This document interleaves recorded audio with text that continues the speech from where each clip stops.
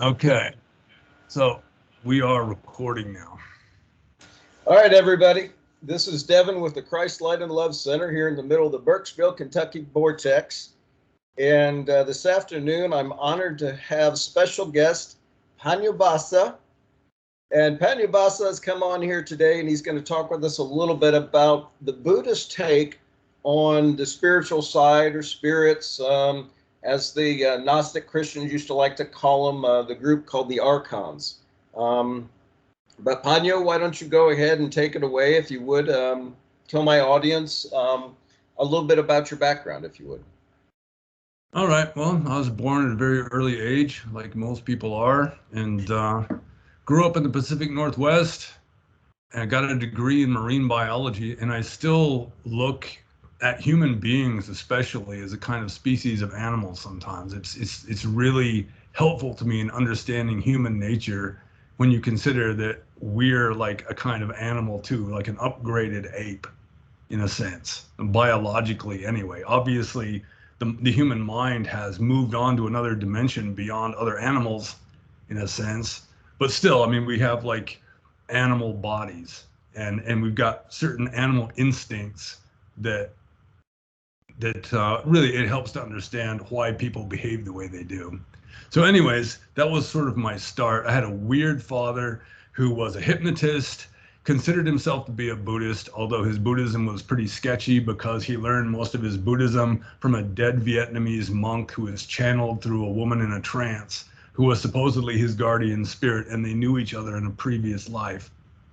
Not to And interrupt, but that sounds like an episode all itself. I'd almost like to dig into that. yeah, But just the weirdness of my father, because he really was he had this passion for unexplored frontiers, like geographically and also psychologically. I mean, he was like seeking out all the dark corners of the human mind and just seeing what was there and what are the limits of the human mind, what can we do. He's like practicing with ESP and dream communications and this kind of stuff. So I learned to be open-minded from him, which helped me to sort of like around the age of 16, I just kind of rebelled and rejected the whole Western normie attitude of, just swim upstream, spawn and die, just, whoever dies with the most toys wins. You just get, you get the job and you get married and you get the house and the mortgage and the bills and the kids and, the cars and that's just your life until you die. And it didn't make much sense to me. And I read ancient books and I was interested in different points of view. So then I start reading like ancient Indian books saying that you can know ultimate reality if you just, do these practices. And I figured, well, I mean, if it's possible to do that, then it's like my sacred duty to at least give it a shot. So around the age of 17, I got this aspiration of renouncing the world and becoming like some kind of monk or ascetic or something. Finally settled on Theravada Buddhism because it seemed to come the closest to what the historical Gautama Buddha actually taught. And so at the age of 27, I became a monk and remained a monk for 30 years. Most of that time was spent in Burma, and most of my time in Burma was spent living in caves and forests. So I pretty much avoided the orthodox stuff. I didn't become a monk in order to just be like Burmese monks. I just became a monk in order to follow what the texts say and understand reality as well as I can. And the texts say you should go off into the forest, go alone like the horn of the rhinoceros. And so that's what I did. And I continued doing that until I just got as far as I could with it. I just kind of started stagnating for several years at the end, just not being able to make any more progress. So I figured, can you elaborate maybe a little bit on like what the stagnant, like what does that mean to you? well, like my meditation wasn't getting any better. In fact, the best meditation of my life occurred between the years 2000 and 2004. And then after that, I just never got into like these deep contemplative states, except for maybe a flash here and there. I mean, like the mind blows where you feel like you're jumping dimensions or something. Well, it's just like where you're just sitting there, your mind is just wide awake and silent. That kind of state. And I mean, that's what you're supposed to be accomplishing. Even like the Catholic and Greek Orthodox mystics, in the contemplative traditions, they're essentially cultivating the same state. They call it high contemplation. In Buddhism, it's called jhana, or just, good meditation. And anyways, I just started kind of stagnating. I got as far as I could with it. So I figure, I mean, if you're not making improvement for several years at a stretch, then it's time to try something different. So I came back to America and became a guy with a job and a shirt and shoes and everything, and here I am. So now, obviously, you're still, you haven't given up practice, right? You've just sort of figured out how to do it with the job, and you have a girlfriend now, right? So Yeah, yeah. So it's sort of like being a layperson is like the more advanced difficulty setting of the game. It's like being a monk, a renunciant. Everything is simple. Everything is slowed down and simplified, so it's easier to cultivate these states. But sometimes, I mean, there's other things you have to deal with, just all this karma stuff that, I mean, you have to learn how to deal with that, like skillfully also. So I've kind of changed gears and have gone more in that direction of like applying what I've learned as a monk to trying to live more wisely, as a regular person with a job and, friends and bills to pay and all that. So as some of our Christian listeners might recognize my term, the fallen world, has some of your skills that you learned as a Buddhist monk help you in this come back to this fallen world? Yeah, in a way it really has, especially being an ascetic, where you like an ascetic is someone who is just learns to be okay with being uncomfortable. That's one of the main purposes of Buddhist asceticism is if you can be happy when your stomach is empty and you're dripping in sweat and you're all alone and you've got no money and no friends and you're sleeping on a concrete floor. If you can be happy in a situation like that, you can be happy just about, under any circumstances. Yeah. And so, yeah, it has been very helpful to me. Just being a Buddhist ascetic, practicing, equanimity and patience and so forth. Sometimes it's really a trial, because you're dealing with situations that monks don't deal with, like, a woman who's very good at pushing buttons or something, Yeah. then yeah, I mean, it's really like a more advanced level practice. So it's easier just to get lost because, most people are essentially lost. They don't really, they think that this is reality. The material world is the only reality and they're just stuck in it. Yeah.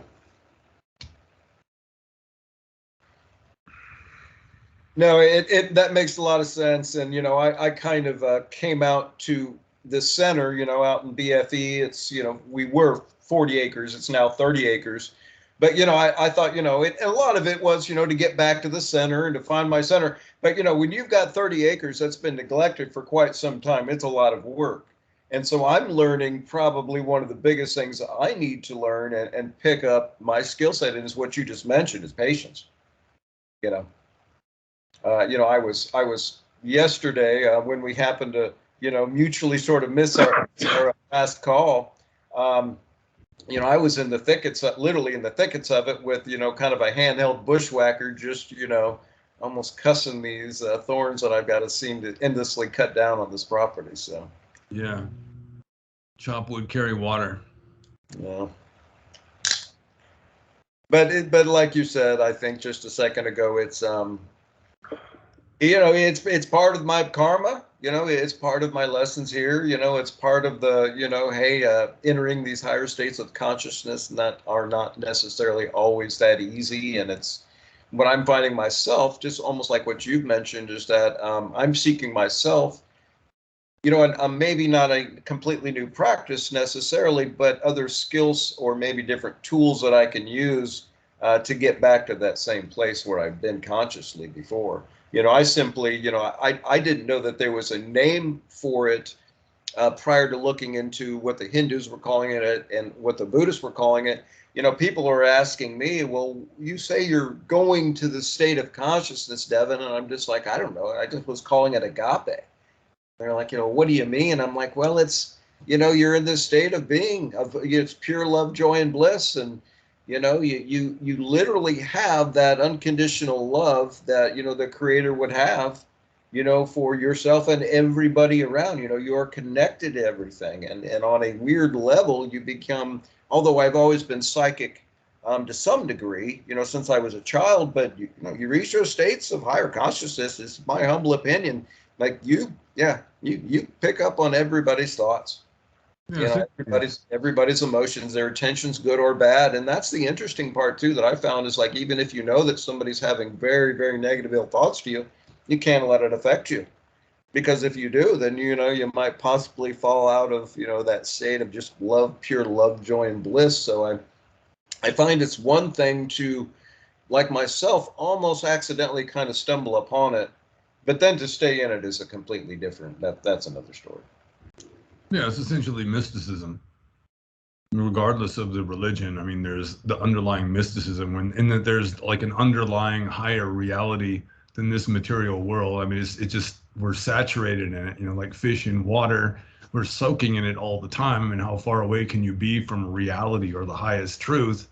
It's always right here. It's just that most people are just completely distracted with their thoughts and their cultural conditioning and everything, and they're not even looking in the right direction, really.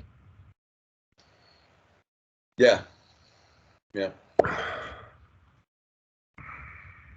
Well, you want to go ahead and dive into, because before we started recording, you started to kind of talk about, I think, more the orthodox view of where Buddhists kind of look at the spiritual side, and then you started off kind of maybe even giving a slight comparison of some of the Hindu texts that you've dug into on this topic.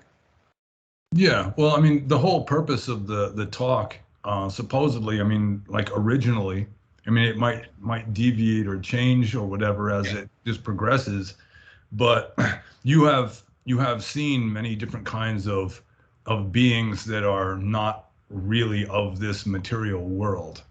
Yeah. And I've got a friend named Stevens. I think you've watched at least one of our videos, who has had very similar experiences, seeing grays, seeing reptilians, seeing all sorts of things. And he was listening to a couple of his things. He was almost, he's a bit like a kindred spirit, I think. And I still want to reach out to him. But, for whatever reason, spirit is the one, you are the one I'm supposed to speak to on this topic. That's just what I'm 99.9% sure of.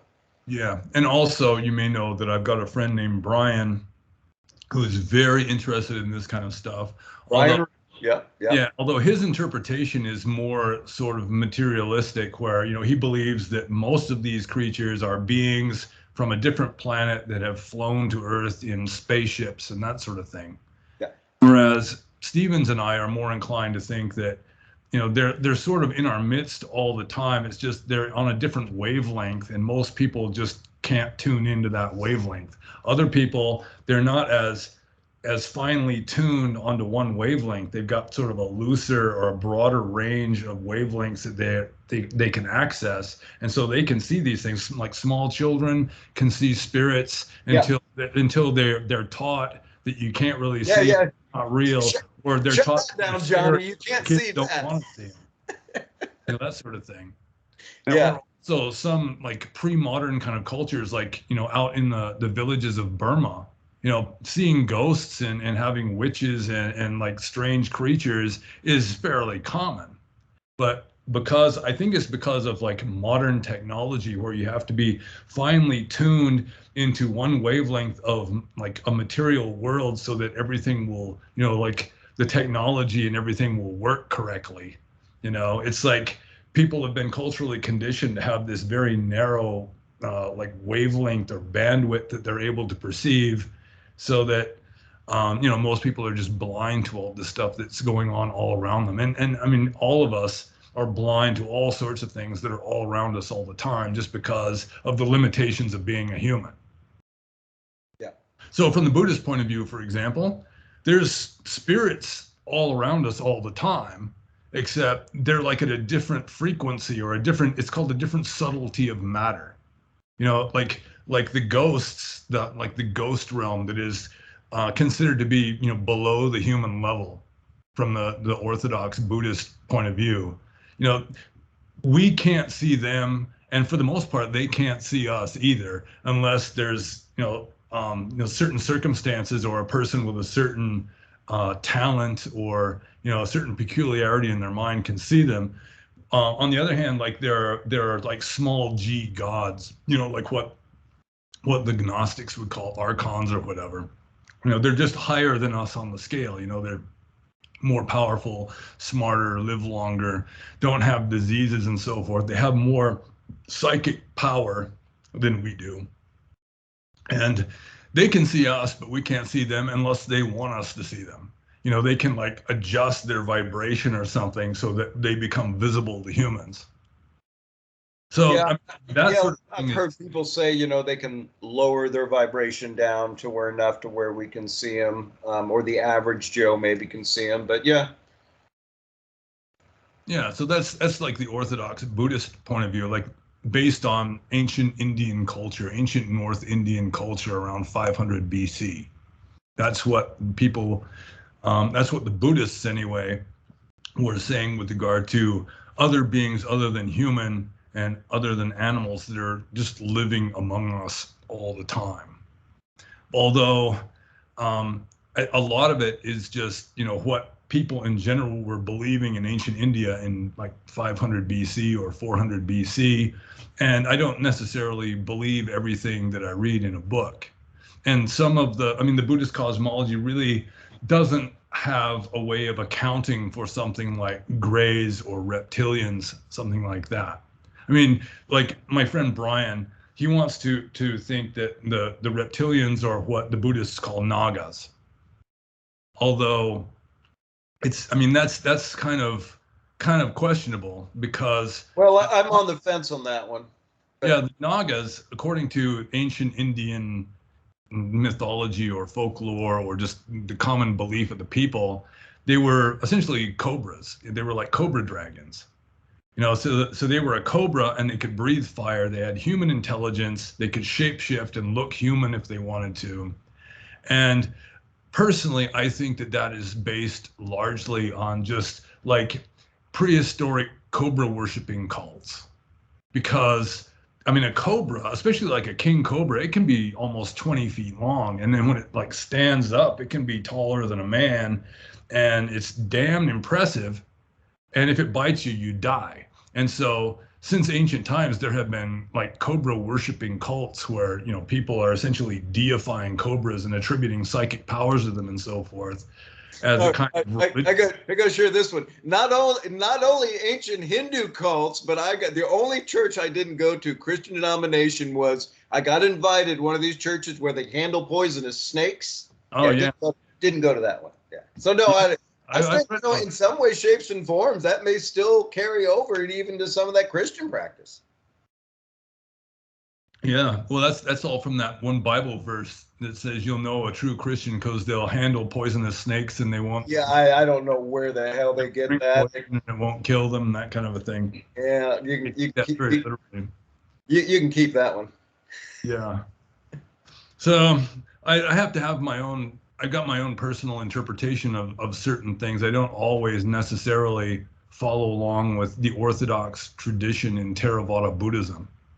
So it's like in my Q&As, I do Q&A videos. People will be asking me questions about Buddhist philosophy and so forth. And a lot of times I have to give two different answers. It's like, well, the Orthodox position is this, but Yeah. personally, I don't quite buy it, and I'm inclined to believe this, you know. Yeah, and I prefer that, brother, because you can talk to scholars, out the wazoo, and if all they can repeat is what they've read, well, they're just repeating somebody else's taker version of what could or could not be reality. That's where I like to have the person who's not afraid to step out and maybe try to break down into their own experience. Well, this is what it says, but I've had experience outside of that, or this is my own belief just because of other things, I've you've got some rubber meets the road. So if nothing else, I feel like your opinion on it, right? And to me, they're really just all people's opinions. It's hard, I think, to say you've got the absolute truth on any of this. But yeah, your opinion to me, and I think my audience, is highly valuable. Yeah. Well, one just fundamental teaching of Buddhism is karma, and karma is a mental state. karma is psychological. It's not like some kind of law of physics out there where, you know, every action has an equal and opposite reaction, you know, like cosmic justice kind of a thing. It's your own mind is got this momentum, like a perceptual momentum. And so you're putting yourself right where you need to be. And in a way, we're almost like in the Matrix or a kind of dream world. This is not ultimate reality, according to Buddhism. You know, this room I'm sitting in, even this body I'm wearing, from the Buddhist point of view, is not ultimately real. It's just sort of like relatively real. But there's a higher truth that's higher than this that renders this just kind of irrelevant. You know, it's just kind of like a dream body in a dream room and so forth. Yeah. And Yeah, so I don't consider it's not a computer simulation, but the way that we perceive it is not correct. Everything is always currently vibrating and moving. And rather than thinking us the way that I've seen us, rather than thinking of us as flesh and bone, I think we'd be better described as like energetic plasma, like always, almost like constantly moving. At least yeah. what I'm seeing. But sorry, Yeah. me to But it's interrupt. largely our beliefs that add structure to it and keep it stable. Yeah. And different people have different beliefs. And if you have a whole different set of beliefs from somebody else, you're going to be living in a whole different world from somebody else, even though at the surface level, you can kind of interact with each other. But still, I mean, we're all creating our own reality in a sense. And some people are creating a reality where they have access to other powers and other beings and so forth, which, you know, the normie who is just living just in an ordinary world, just believing everything he sees on the news and just believing what everybody around him believes, that he's not going to have access to this. Not, I mean, mainly just because he doesn't believe he has access. You know, it's just you believe you can't do something that makes it more likely that you can't do something. Well, there was put to me at one point in time that, and I don't know how true this is. I'm sure you've heard this, but the first, say, Nina, the first ship that would have come across, right, over the ocean, probably not really Columbus, but that the natives would have seen, and even the elders from, the tale goes is that very few of them could actually see the ship. And you think, well, what the hell you mean? It's, you're sitting out there looking at this ocean all day and this thing, wooden that's got these, these fabric sails. You mean you couldn't see it? Well, maybe possibly if you simply don't have a reference point. Yeah, I've heard that story. And then it was like the shamans who could see it because they were used to cultivating altered states of consciousness. They were more open-minded, you know. So the shamans could see it first, and then they'd gradually get the other people to start seeing it too by kind of describing it to them and that kind of thing. Whether it really happened or not, I don't know. But that's exactly. Yeah, well, there's something to say. Some people will say, well, I'll believe it when I see it. Well, it may be the opposite. You may actually have to kind of understand that it's a possibility and that it could be there for it to even register. Yeah, I mean that's kind of the way science works too. It's like I think it was Einstein says it is the theory which determines what you can observe. And so they've got like these particle accelerators and bubble chambers where they're looking at subatomic particles. And for decades they just don't see a certain subatomic particle until some scientist comes up with this theory that subatomic particle ought to exist according to this math here. And then once they kind of get into everybody's idea that this kind of subatomic particle should exist, all of a sudden people are seeing that new subatomic particle in like the bubble chambers and all that. And that drags me into another thing I'm not even going to go down because I could talk a day on this, but is that reality, although I do believe we have a singular, but I believe it's part of a larger collective consciousness that we're creating around us, is my humble opinion. Yeah, I mean, we're all kind of sharing, we all have some kind of telepathic connection, even though it might be at a subconscious level that most people don't have access to. Yeah. So if you're getting ripped off, deep down, you're getting ripped off. Or if you're being lied to, deep down, at a subconscious level at least, you're being lied to, but it's your karma to get ripped off or lied to in this position because you've got some kind of crooked karma that has to be addressed. And so you just kind of, at the superficial levels, you just go along with it and just, it happens. But with regard to like grays and reptilians and so forth, I mean, that it's seems to be of interest to you that you do videos about seeing reptilians and grays and so forth. What can I say? Well, I'll be honest. Like I had kept that card in my back pocket for a while because some people are either going to go, oh, that's pretty cool, or they're just going to go, oh, that's insane, that's impossible. You've watched way too many movies, smoked way too much dope, whatever. Yeah.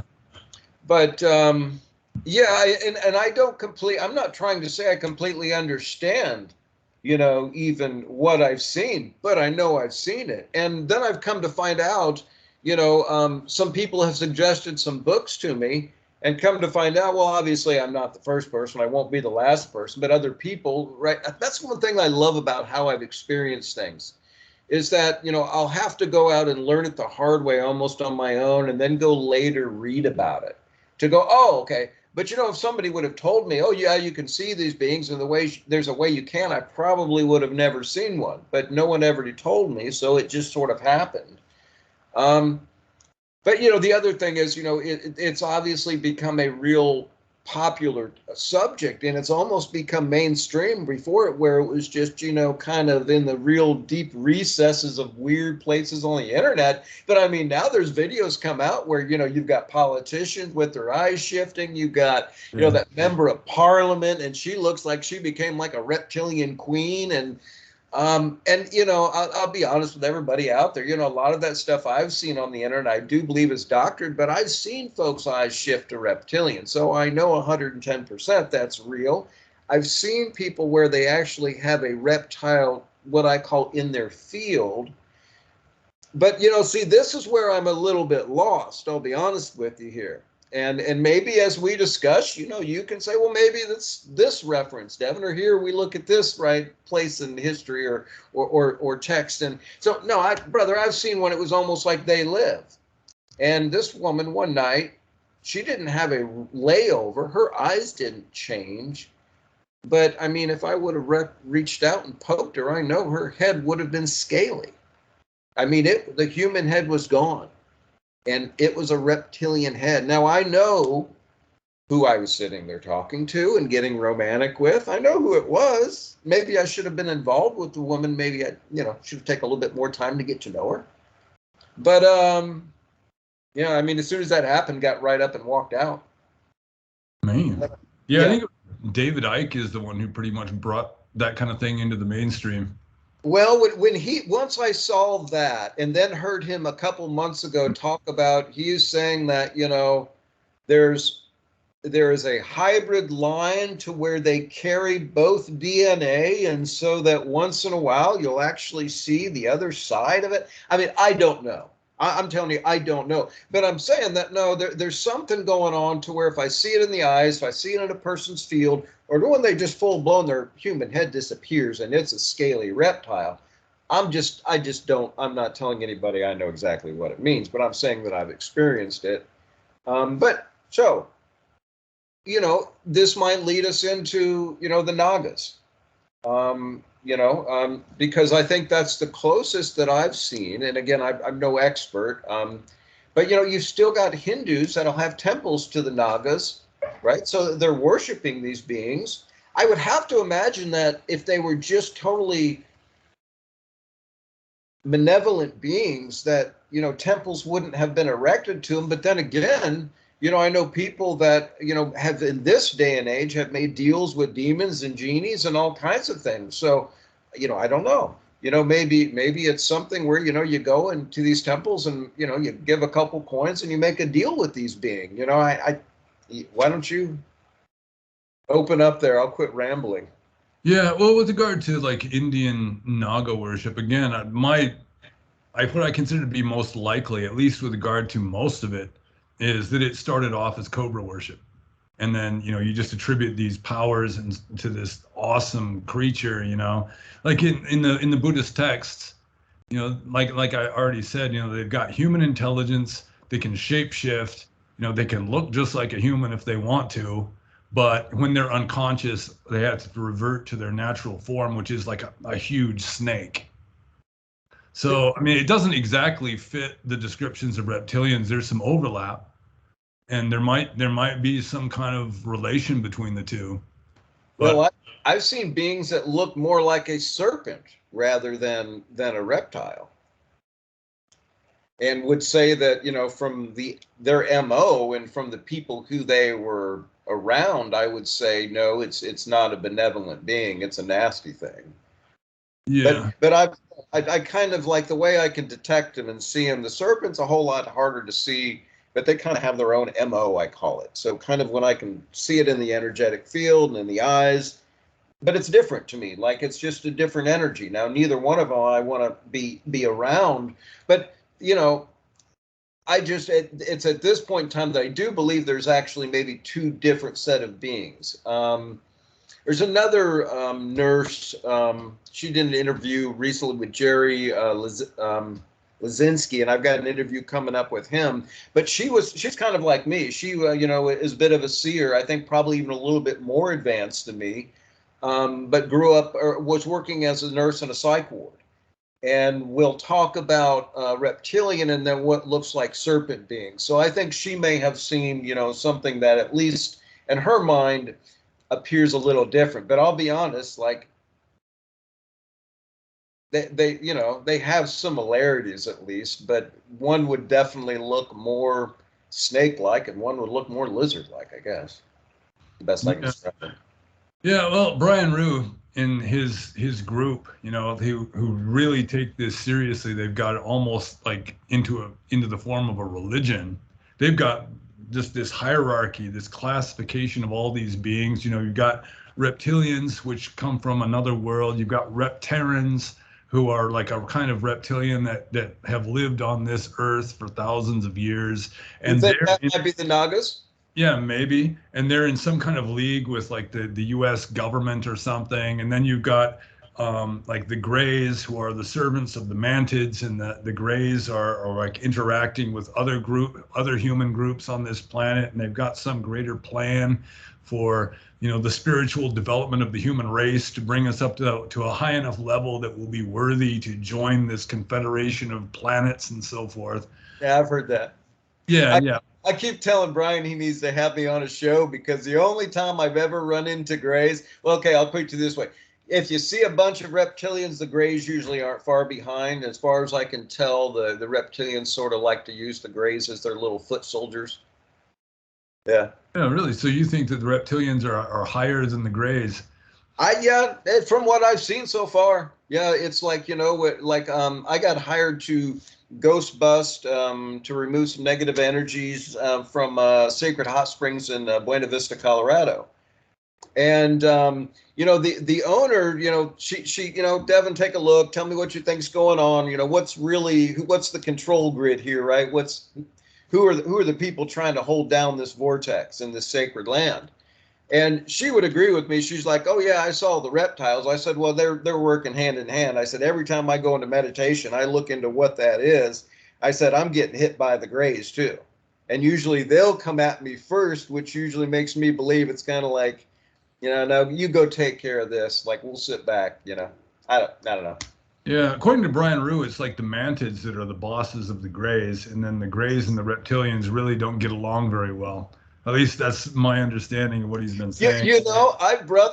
I've seen a young man, and I've got confirmation from his father, who apparently attracted this damn being back because he was doing too much astral projection.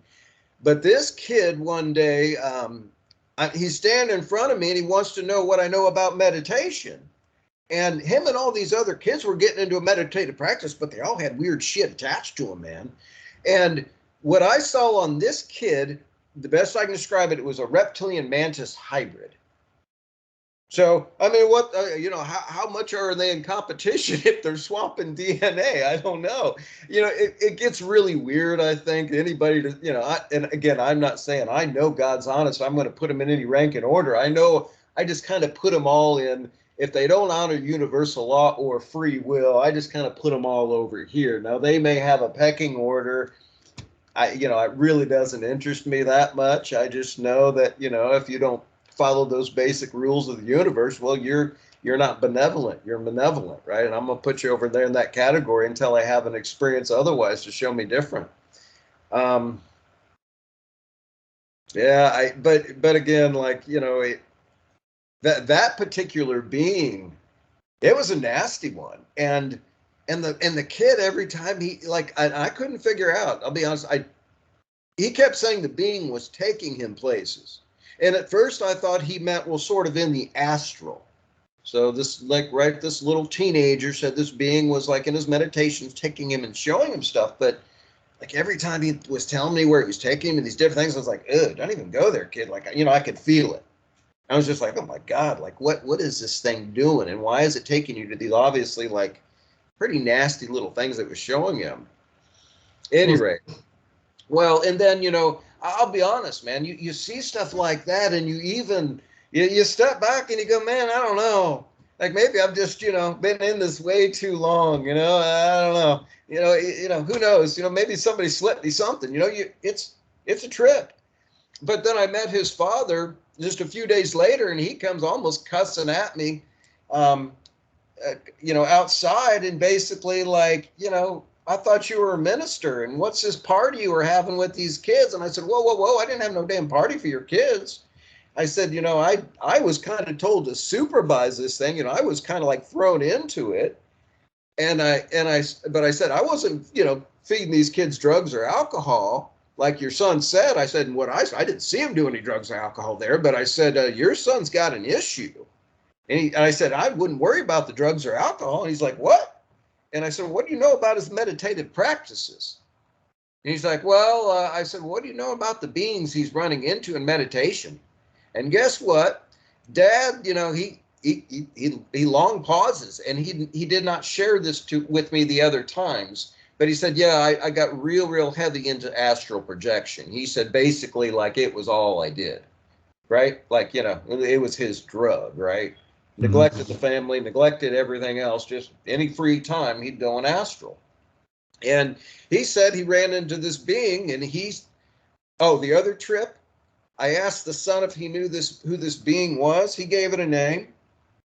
Dad gave it the same damn name before I told Dad that what I had seen on his son, gave it the same exact name, and then described the same being, and said, yeah, it followed him back. One time he was in astral projection and basically started effing with him and his family. Yeah, my dad did a lot of astral projection, but he never really saw any kind of like inhuman creatures. I mean, he would be mainly dealing with spirits of people. Yeah.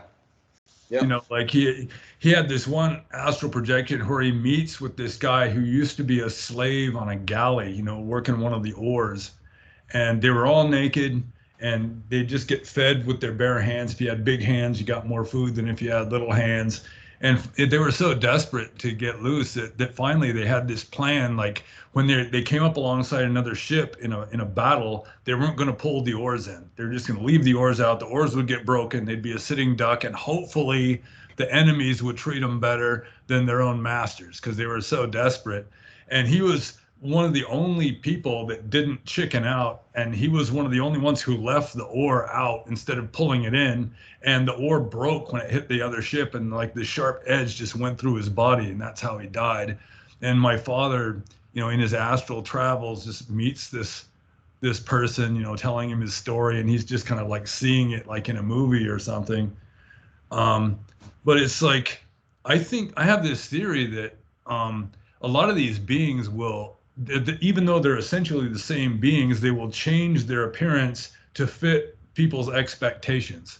So like nowadays, people are thinking along technological terms. So they'll envision like a gray as like this alien, highly technologically advanced, flying in a spaceship and so forth.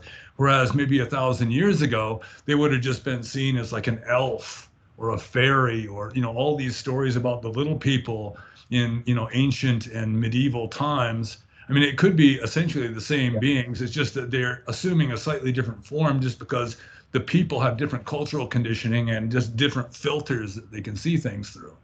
Yeah, but what I do know, and it's the research of Gnostics, they will mention two primary archons, one that sure sounds like basically a gray alien, kind of albino white with big eyes, and the other one sounds like a reptilian humanoid.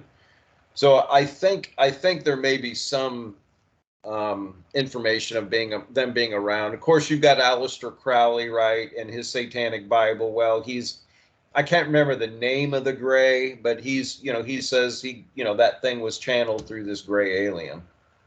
Huh. Yeah. Yeah, I haven't read much Crowley. Yeah, It's a friend that was really into him for a while, but he eventually moved on, got rid of all of his books.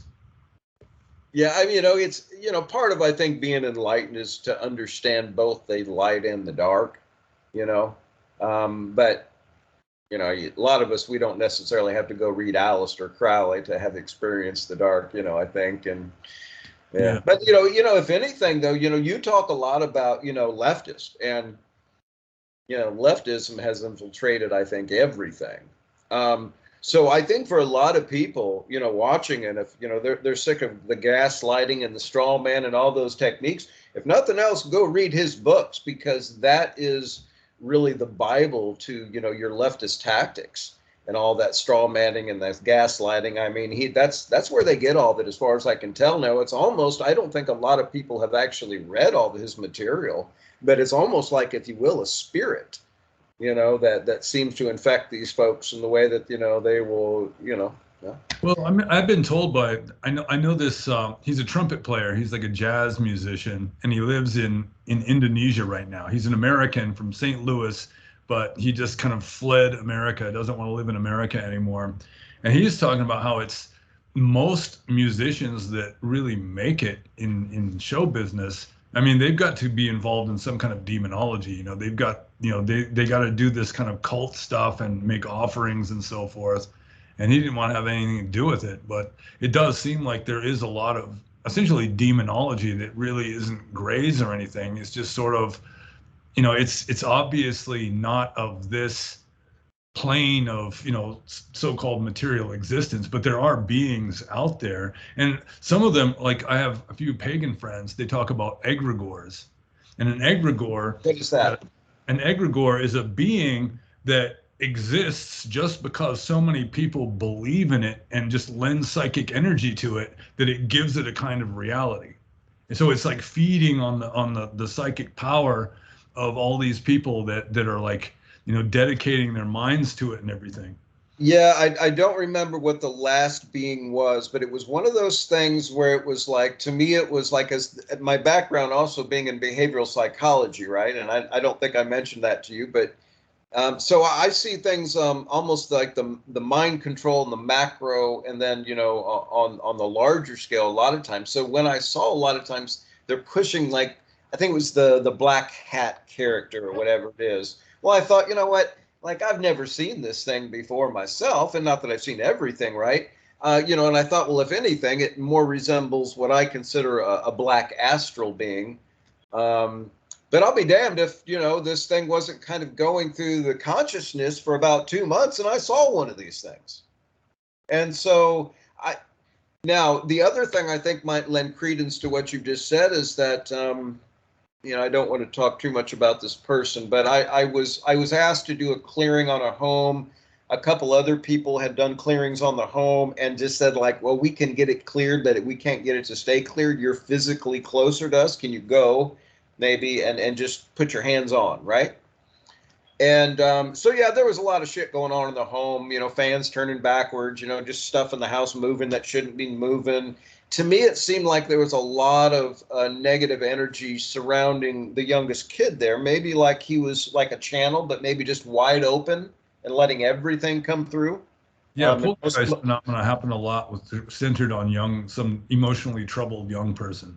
Well, you know what? I witnessed one night him throw a fit, right? And I had been in the house before and cleaned up some black astral beings that I had seen floating around, and I had seen one circle in the house and cleaned that up. But he was throwing a fit and ran back into his bedroom, slammed the door, and about 30 seconds later, these what I call black astral beings, they look like a black shadow on the wall, but they started to come out of his room. Like one after the other, one after the other, one after the other. And I thought, well, maybe I don't understand what a black astral really is. Because at that point, when I saw all of those coming out of the room, I thought, they're just our negative thought forms. Yeah. You know. Yeah, parapsychologists generally call poltergeist phenomena, I think it's called RSPK, which is recurrent spontaneous psychokinesis, where it's actually kind of like a latent psychic ability that is manifesting through this sort of emotional turmoil and causing, outward manifestations. But that's just one interpretation of the situation. We had a poltergeist in our house when I was a kid, in fact, which is a whole different story. Yeah. Well, that little kid though, he was also, which makes me wonder how many kids are going down this road. But he was one of those heavily influenced by Harry Potter, and would go around doing the waving of the wand and getting angry and going to cast some spells. And it's like, that could have been just from the behavioral therapist standpoint, that's just an easy desensitization program for the masses if you really wanted to sort of go down that road of the black occult magic. Yeah.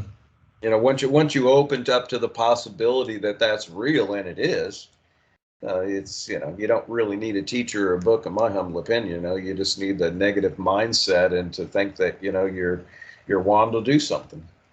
In a way, that's kind of one of the teachings of Jesus, is that, it's like faith makes things happen, and it can be positive faith or negative faith. It's just, you got a fervent enough belief that something is possible. It makes it much more possible. Yeah.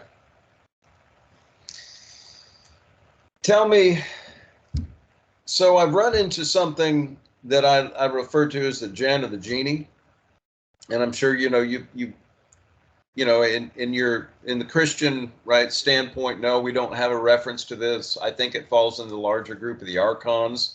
In your Bible, is the King James, as far as I can tell, it's the references to the serpents and the reptiles. Although they do make reference occasionally to the wizard, and I think that the wizard and the genie might be one and the same. Of course, you've got Islam, and that's really, I think, our only reference, at least that I know. Yeah, that's where Jinn comes from, and their spirit is made of fire instead of whatever a human spirit is made of. I almost think they're made out of smoke. A lot of times when I see them, they leave like a smoky little trail. That's at least one of I think one of their dead giveaways. Is there any way you think in the Buddhist text, or what of the Hindu text, of reference of these type of beings? Well, in Buddhism, there's what are called the 31 planes of existence. So all living beings fit into one of these 31 planes. Okay. And we're like fifth from the bottom, I think we're fifth from the bottom. So you've got beings in hell, it's like sort of. So we're kind of the idea of dimensions, 31 dimensions. Yeah, in a way, although in like ancient Indian Buddhism, they're not so much talking about dimensions as just sort of subtlety of matter, like the vibratory rate of the matter, which, kind of makes a different wavelength or something. Rather than so much dimensions, it would just be like a different kind of matter. And so these different realms can all on each other. Can I have all 31 around me right now? Sort of, in a way, yeah. Okay. Like they'll say that there's a certain heaven that's on the top of Mount Meru, the tallest mountain in the world. Sort of like the ancient Greeks believed that the gods lived on top of Mount Olympus. It's sort of a deal like that. But like the spirit realm, like ghosts, which are also below us, would be in our midst, essentially. The different levels of gods, most of them, they have their own place, but they can also just, their place really doesn't have a location. They talk about how they live in this certain realm, but that realm, it's not really located geographically. It's more of just sort of a mind-made kind of realm. Especially you get into the highest levels, you've got beings that don't have a physical body. They're just pure mind. So, it'd be hard to exactly locate exactly where they are in a case like that. So, most of the weird kind of creatures that are mentioned in like Buddhist cosmology, and also to some degree the sort of beings that we've been talking about, they would be in the level, just one level above the human level, which is called the realm of the four kings. And they're mostly terrestrial. It's like nature spirits, like tree deities and like water deities. And also, would we throw Bigfoot and Dogman in that mix? yeah, actually in Burma, they have Bigfoot. It's called the Theye, and it's big and it's hairy and it's scary and it smells bad and it lives in the woods and people are scared of them. But according to the Burmese, it's a kind of ghost. It's a kind of spirit. So it can appear and disappear at will, which may explain why nobody's ever caught one. The Bigfoot I've ever seen vanish. They just disappear. Yeah. Yeah. So yeah, according to the Burmese, they're a kind of spirit and not really an animal like in the West. So not something coming in, according to the Burmese, from another dimension, sort of able to then, becomes physical or semi-physical in this dimension? Well, it'd be more just a matter of changing their vibration so that they're more in the human sphere of perception rather than some other sphere of perception. Okay. Because it's mainly.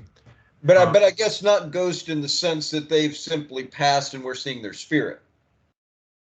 It would be a person who they had some kind of unwholesome mental stuff going on at the time of their death, which possibly a violent death, which caused them to become sort of like a mutated sort of spirit rather than just your ordinary like ghost. Okay. Well, this is a bit of a trip, and I guess I'm glad that I stopped on Bigfoot because I didn't realize that take that they had. I'm sorry. Go ahead. But for the most part, like the weird kind of monster kind of creatures belong to this realm of the four kings, and there's all kinds of like goblins and demons and so forth and also like Gandharvas, who are sort of like elves or fairies, and they're like musicians, they're like servants to the higher gods and so forth, that they would also belong to this level. In that level right above us, right? I guess in the fifth, these the realm of four kings, all malevolent, or do we have a mix? Or yeah, it'd be a mix. Some of them like are called yaka, which they kind of degenerated over the centuries in Indian folklore into a kind of like ogre. So they're definitely dangerous and scary, but they belong to the same level of sort of a minor small g god. They're higher than the human level with regard to the 31 planes of existence. Okay. So that would probably be most of the kind of beings that you're talking about and that Brian Rue talks about and that my friend Stevens talks about. Just by default, I think most of them would fit into this one level above us on the 31 planes of existence in Buddhism. Okay. But of course, Buddhism really doesn't have any specific mention of like grays or something. But yeah, one of the most influential things I ever told to Brian Rue was pointing out to him that according to Buddhism, any being that's higher than us is got to be some sort of small g god or a deva, as they're called in Buddhism. I guess I consider now anything that's angelic. I used to kind of think, well, that's something winged and it comes from, heaven, right? But anymore, no, I think that that term angelic can be any being that gives freely, right, and asks nothing in return. If you've got some being coming to you saying, well, I'll fix your health or whatever, but I need you to do this for me, right? Well, that's a powerful being, and I know beings that can do that, but you're making a deal with a lower vibrational being that is not angelic. The angel's never going to that term, right? A lot of Christians might make them mad, but I mean, I've had interactions with Ganesha, and I consider Ganesha to be, I mean, the Hindus can call it whatever they want, and the Christians can say, well, that's something that's not God. They worship some lower G God or whatever. Well, to me, that's an angel. I mean, when a being comes through for somebody in the middle of a healing session and does what, and asks nothing of that, then that's an angel to me. Yeah, in Buddhism, I mean, there's no real mention of angels other than just gods, small g gods, beings that are higher up on the scale than we are. Yeah. And not all of them are necessarily good. Like the Buddhist equivalent of the devil, the tempter, Mara, he's actually in a relatively high heaven realm. The name is Mara. Yeah, that's sort of like the Buddhist equivalent of the devil. Although in a way is there a description that you can give, or how do they, paintings or whatever, how do they depict it? Well, I mean, he's not ugly necessarily. I mean, he would look like a god, so he'd be, when he appears to us, he'd appear as, like a handsome man or something. But I mean, he's more like the god of samsara, not so much the god of badness and evil so much. Because if he can't get you to be bad, he'll get you to be good. Because I mean, if you go to heaven, heaven is still in the system of samsara. It's a higher level, but still you're stuck in this whole system of worldliness, which is, I mean, that's sort of like his interest is trying to keep people from becoming enlightened and just getting completely out of the system. So I mean, but he's living in a very advanced heaven realm rather than being chained up in hell like some of the Christian schools would have us believe. Like Dante's Inferno, Satan is at the bottom, the lowest pit of hell, chained up there. But I don't perceive him as being chained up anywhere. He seems to have free range as far as I can tell. But I don't believe in one proverbial devil. I believe. Yeah, I don't see any point in there being some sort of cosmic bad guy whose job is to lure us into doing bad stuff, because we do a good enough job of just leading ourselves astray. Yeah, and it's all a matter of karma anyway. That I think to me, just the idea in Buddhism to being mindful is extremely beneficial to anybody who's dealing with what they think is psychic attack or attacks from these archons, because a lot of people think that, well, though I got a ghost in my house, or I got a genie or something evil in my house. How do I know? Because it's knocking down cans or whatever they see in their physical form. But it's just my humble opinion that now you want to know how these archons really work is, they work through that person who's not being mindful. And then they'll use, fear, worry, anger, whatever, to manipulate that person to end up being, a thorn in another person's side, maybe who is being mindful. I see it time and time again that people on a higher spiritual path, these people around them who are not aware that all of their thoughts are not theirs. And again, what does Buddha say? Be the rock in the stream, right? You're just supposed to sit there and watch the shit go by. You're not supposed to become all of that turbulence. You're just supposed to watch it go by, which I think is extremely beneficial. But I think on the other side, it's also beneficial to understand like the MO and what these archons are saying to people, right? No, you're worthless. Humanity needs to be over, in the earth, depopulate, a lot of it, what we see from the World Economic Forum and these unelected people who are trying to, bring us this, UN Agenda 2030, this hell on earth, utopia that they have, they'd love to plan out for us. I mean, what they preach and what they are talking about is like, well, they're just running the Archon's plan. That's the same stuff these beings have been yelling in people's ears for thousands and thousands of years. Yeah, it's interesting that the standard Buddhist way of dealing with troublesome spirits is just beam love at them. Because as a general rule, it's if you're happy, you don't mess with other people. It's mainly unhappy beings that are trying to mess with other people and make them unhappy. And so by beaming love at them, you kind of cause them to be at ease, and then they're less likely to cause trouble. You want to hear a true to life story, and this is, this hits right with what the Buddhists say. Was, I was called up to Michigan, and I'm not going to give too much of it away. And I met a gentleman, and he introduces himself as Wolf or Satan. He's either or. And when he said that, I saw his eyes shift. Well, I worked back in behavioral psychology, and in the mental ward, I'd seen plenty of people's eyes shift before I understood what it was. But when I saw his eyes do it, I thought, oh yeah, well, you've made a damn deal with whatever it is that you're calling the devil. And I could see it. But it was, let's fast forward. Well, the other thing he told me, he, basically warned me about not sure what you're doing here. And I wasn't sure what I was doing there either. I'll be honest. It was like a boot camp I was told to go on to get some experiences. But, I'm not sure what you're doing here, Mr. Devin Minister, but, I've put plenty of people out in these woods, buried them. And I had, I'd worked in the, done a year internship in the prison system, murders, batters, and rapists, right? Counseling. And I knew this guy was telling me the God honest truth. I didn't, hair stood up on my arm. I'm like, yep, he's put people out here in the woods and buried them. Well, at any rate, I'd come to find out, if I didn't already mention, he's former KKK Grand Dragon. And as far as I can tell, well, he's a Satan worshiper too.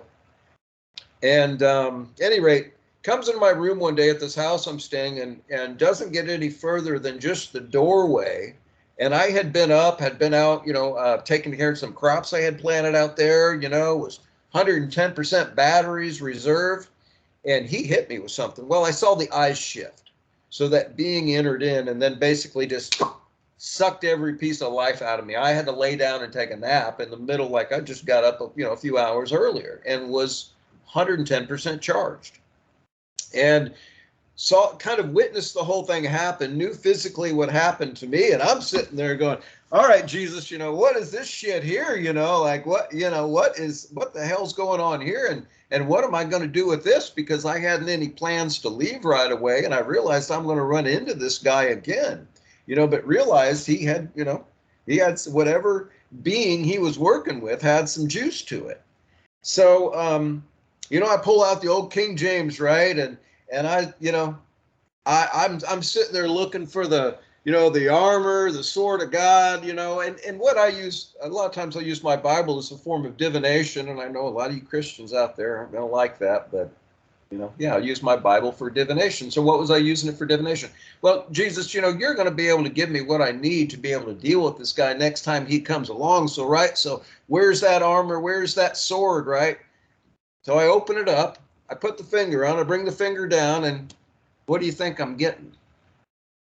Love thy neighbor, forgiveness, love, blah, blah. And I thought, Jesus, like, no, you didn't hear me the first time. I need something where I can actually deal with this guy, right? I mean, you saw what he did to me, and he's dealing with some serious shit here. So I do it again. I open it back up. Guess what I get?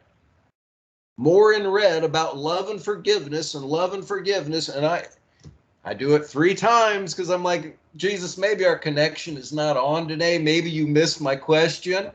But again, like I've got something, I'm going to see this guy again. I need to know how to battle this. And what do I get? What you just said. It's all about love. And so I finally, after that 3rd time trying to get the information I thought I needed, right? However you got to battle this thing, right? Because I'll tell you what, you ever seen those movies where the Catholic priests are going in swinging at these demons? Oh, no. That ain't going to work. They're going to eat your ass alive if you go in with that attitude, right? But so then, so what I did was I said a simple prayer.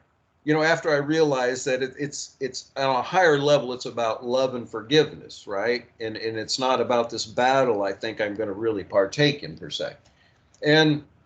And so my prayer was, hey, God, I got to deal with this guy, but next time I see him, like, I don't want to have to deal with this. But I, also said, I was instinctually drawn to, what, no matter what he's done or what he may do, I should forgive him, right? Because, whether he knows what he's doing with his being or not, right? Really, that's where I should go, is I should go to forgiveness. And, I also prayed for his highest good. I thought, what, I've seen worse people, including myself, no saint without a past, no sinner without a future type thing, you could use him for, for your kingdom, right? And so he could come out from all this crap and expose it, I thought, but I was like, oh, wait a minute, it's still on your time though, right? So I got to see him again probably the next couple of days. It's on your clock though, and you could use him for your kingdom, but that could be 10 years from now, And so next time I saw him, I thought it was really interesting that I didn't go to fear. I didn't go to worry. I didn't go to hate. I didn't go to anger. I didn't go to judgment. Like, I felt my heart space and that heart chakra like open up, and I just had nothing but pure love, joy, and bliss for this guy. Like, yeah, I know you're dealing with a nasty F, and I believe it was a serpent being, but that's all right. Like, I love you anyways, and just felt this outpouring coming from my heart. And you know what? He tried to summon that damn demon, and you could see his eyes flutter, but the best I can tell you is it wouldn't hold. It couldn't like keep the same space. And like, you could see him even like sort of getting frustrated.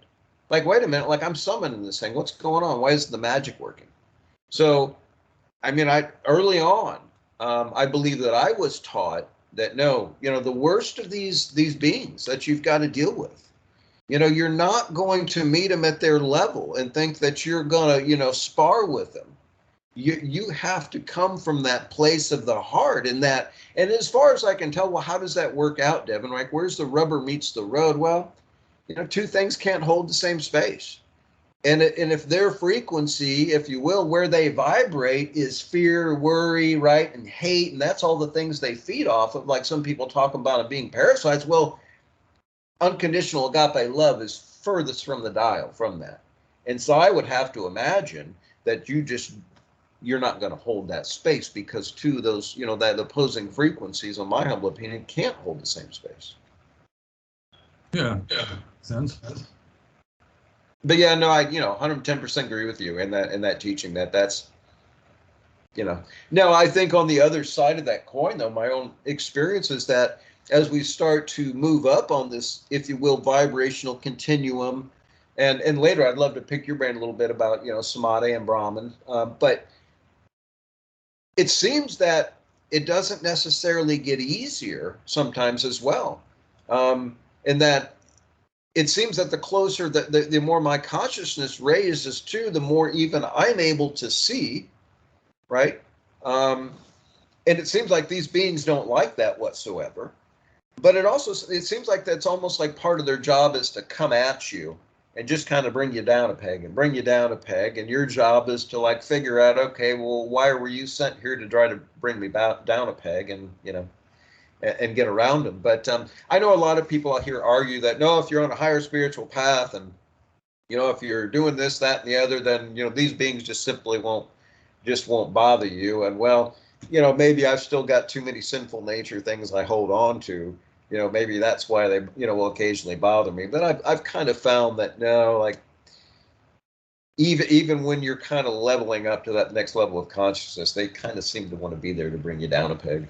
I mean, I think it depends on the individual, I think, because I had this friend when I was a monk. I had this monk friend of mine. He was from Bali in Indonesia, and his attendant in Indonesia was this guy who could see spirits.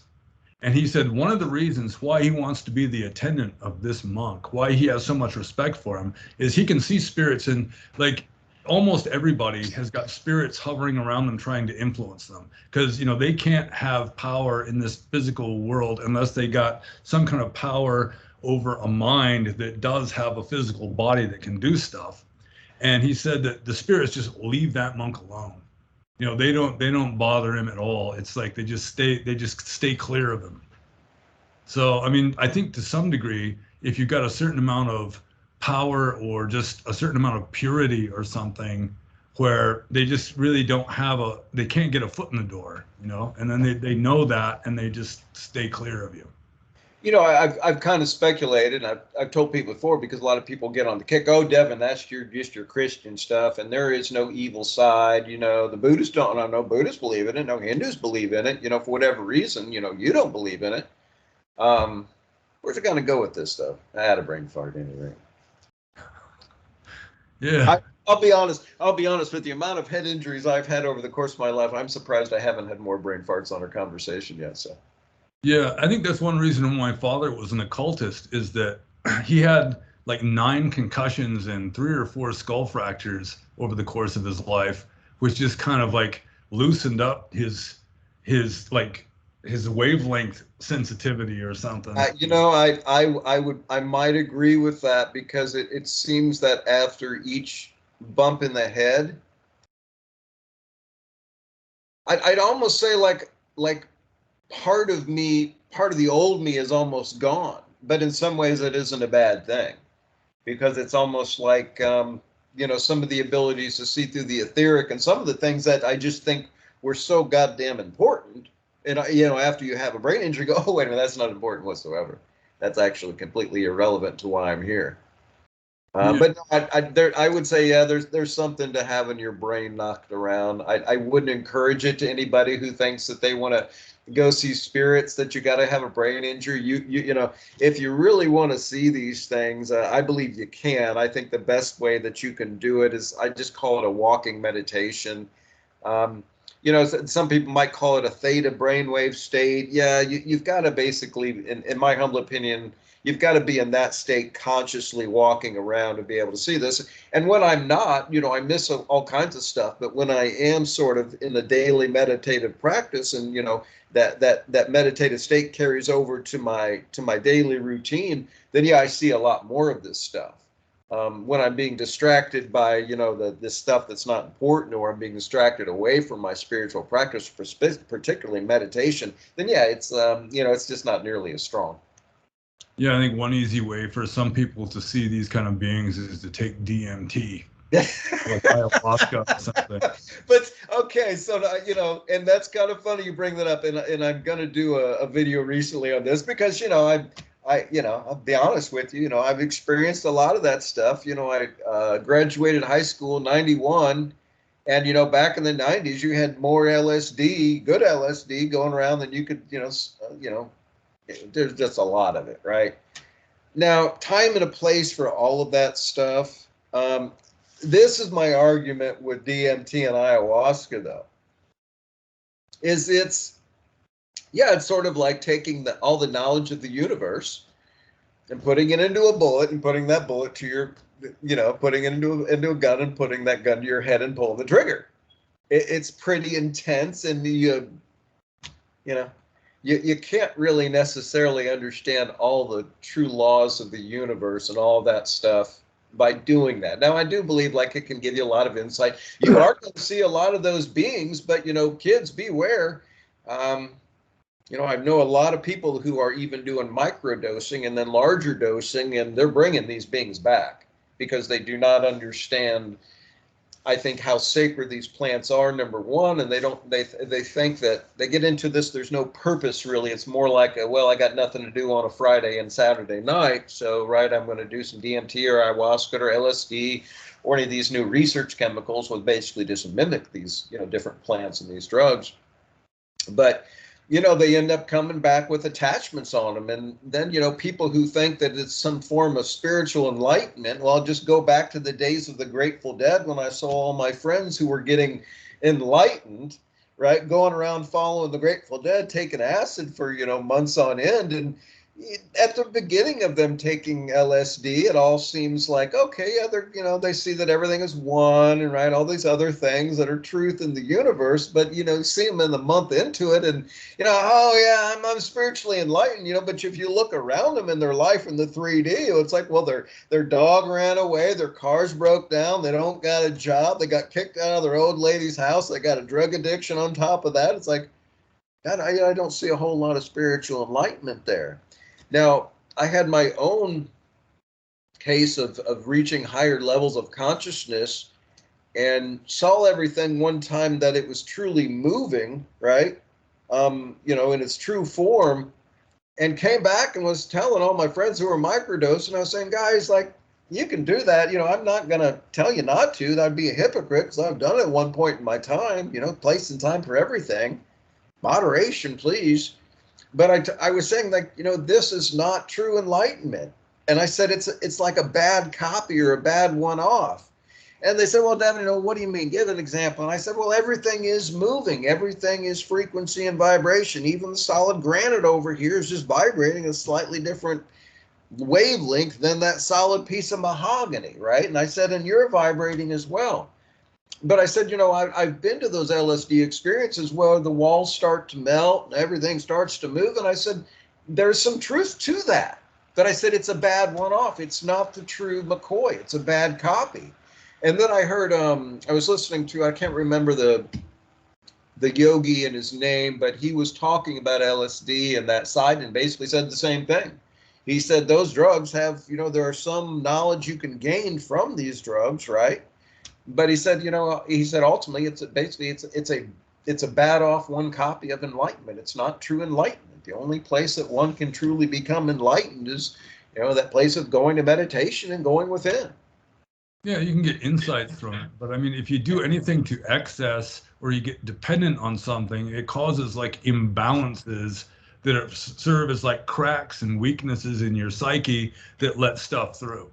I don't know what it is, because I haven't put it into my algorithm. So it makes me think that, okay, the larger powers that be are pressing this out really hard. So recently I noticed on YouTube, it's like ayahuasca, ayahuasca, ayahuasca, everybody just praising ayahuasca.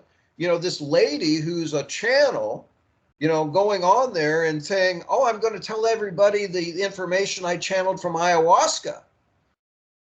And I thought, well, first off, like really everybody's a channel. Everybody can receive information from outside, right? We do it all the time. Not all of us consider ourselves a channel. But I thought, well, you don't have to give your authority away to some plant to get some higher information. But then what she started to go on further to say was, yeah, she's done 5 ayahuasca trips in the last month. And I thought, yeah, no, that's no longer a information seeking like thing. That's you got a habit or an addiction. Yeah. Well, we've been going at this for well over an hour and a half, and there is one thing I'd like to bring up before we finally get to the end. Absolutely. Probably one of the most important books I have read in the past 20 years. Every once in a while you read a book that just fills in gaps or helps you to understand something that you never really could grasp very well. Yeah. And with regard to the topic that we're talking about, I happened to read this book. A friend of mine sent it to me. The Trickster and the Paranormal by George P. Hansen. And his theory is such a nice theory. I've sort of incorporated it into my understanding of things, where he's saying that there has to be stability in any kind of world system or any kind of psychological system. There has to be a kind of stability. But the stability is kind of resting on chaos and just infinite possibilities. So in order to kind of keep that chaos at bay and keep things kind of predictable and safe, people need structure.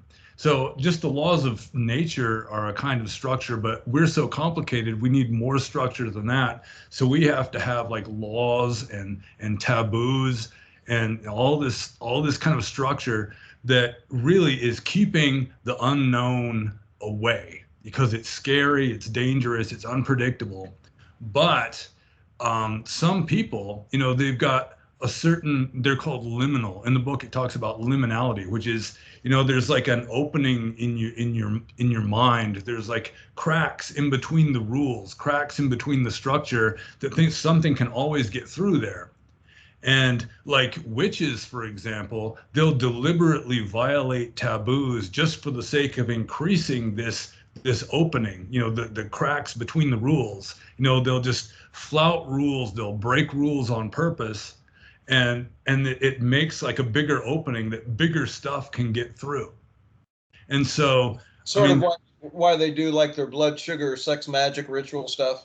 Yeah, any kind of where you're violating taboos or just breaking like cultural norms on purpose for the sake of generating juju. Yeah. That's one way of doing it. And also he's pointing out that like most talented psychics, they're either like they follow some sexual aberration, or they've got some kind of weird kinks or fetishes, or just some sort of weird abnormalities that actually help to make them more talented, because it causes bigger like windows or cracks in between the structures that stuff that's on the other side can get through. And most I mean, throughout most of history, people have been trying to keep that at bay, except for maybe certain shamans that are on the outskirts of society that might try to control it and channel it to some degree. But for the most part, the normal people, they scrupulously obey the taboos. They just try and do everything by the rules in order to keep these weird, like chaotic influences from getting into their world in an unpredictable, scary way and just messing up their lives somehow. Yeah. So, I mean, it's like there's infinite possibilities. This universe is infinite. And all these infinite possibilities are kind of superimposed on each other. They're all around us. But we've got sort of this structure, in our world that kind of keeps most of it at bay. But still, I mean, partly through like Jungian archetypes and so forth, that, people have like subconscious dream symbols and just symbols that they share, among all humans, that it kind of gives a body to like an energy force. Or, we see these energies pretty much in the same way if we belong to the same culture, but a different culture might see the same kind of energy coming through in a different kind of form, just slightly different maybe. But it's just really a fascinating idea to me that, we're surrounded by just chaotic, infinite possibilities. And it's the structure of our world that really is mind made, that is sort of keeping everything kind of predictable and more or less under control. But still, some people have more like unusualness than other people. They're more inclined to break rules or go against norms or something, and then that makes them more open to receiving this kind of stuff. So would you say, like, if I use marijuana, right, as strictly like a sacrament, which I was born on 420, so I kind of figure it's sort of in my blood, it gives me an excuse to why to use it a little bit more often than a sacrament. But if it's used as a sacrament once a month, like, I'm like sometimes my third eye can just be ripped, wide open. And on some levels, some of the psychic stuff and the vision that's coming in is almost uncontrollable, but will flood in. But only if I use it like, that way. If I'm using it even once a week, no, it doesn't work that way. But if I just do it maybe 6, 7 times a year, yeah, it will almost seem to, I don't know, some people might call that a taboo. But it to me it almost works like more like a vision drug, more like ayahuasca or something like that, almost on another level that I think a lot of people don't experience. Yeah, But, it can definitely. but is that kind of where you're, no, I imagine you're kind of leaning into, right, the taboos and what we're considered to be moral and good things, right? But that, this area of magic, maybe I'm guessing, is kind of where this is, that some of that book is going. Yeah, definitely. It's not necessarily so taboo. I think my own understanding now of magic, and a lot of people even out here in rural Kentucky forget that we had not too long ago basically your good medicine men and bad medicine men. And so you'd had, if you had somebody, or your crops dying or your animals dying or whatever, you suspected it was bad mojo, well, you go to the good medicine man and they'd remove the bad spirits. Of course, you could also go to the bad medicine man, down the street, and have him cast some spell on your neighbor. Yeah, they still have those in Burma, by the way. Yeah, I mean, it's still still valid. It's just that the bad medicine man and the good medicine in both, they have an understanding maybe beyond of this idea of energy, and maybe even working in these 31 different realms, with these different beings. I'm not